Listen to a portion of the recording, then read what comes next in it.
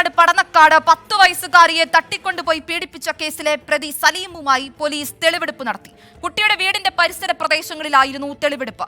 കനത്ത പോലീസ് സന്നാഹത്തിനിടയിലും പ്രതി സലീമിന് നേരെ നാട്ടുകാരുടെ കയ്യേറ്റ ശ്രമമുണ്ടായി. പ്രതിയെ കോടതിയിൽ ഇന്ന് ഹാജരാക്കും.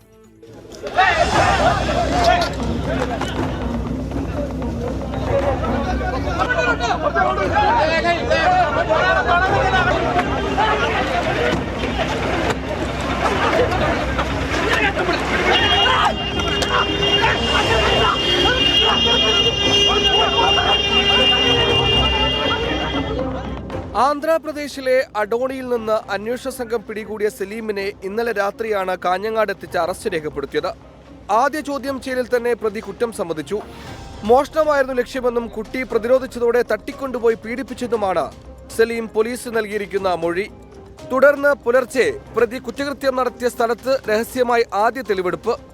രാവിലെ 10:45 വീണ്ടും തെളിവെടുപ്പിനെത്തിച്ചപ്പോൾ പ്രതിക്ക് നേരെ ജനരോഷം.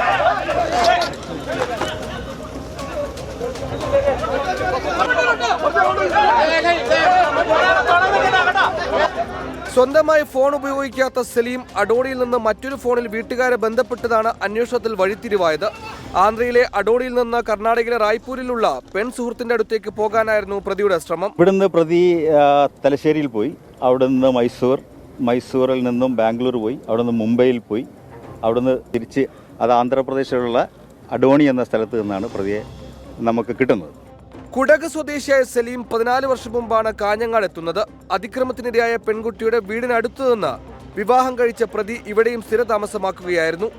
അന്വേഷണ സംഘം നടത്തിയ ചോദ്യം ചെയ്യലിൽ മുമ്പ് പ്രദേശത്ത് നടത്തിയ മോഷണങ്ങളെപ്പറ്റിയും സലീം പോലീസിനോട് വെളിപ്പെടുത്തി. ഇതോടെ സലീമിനെതിരെ 2 കേസുകൾ കൂടി ഹോസൂർ പോലീസ് രജിസ്റ്റർ ചെയ്തു. 24 കാസർഗോഡ്.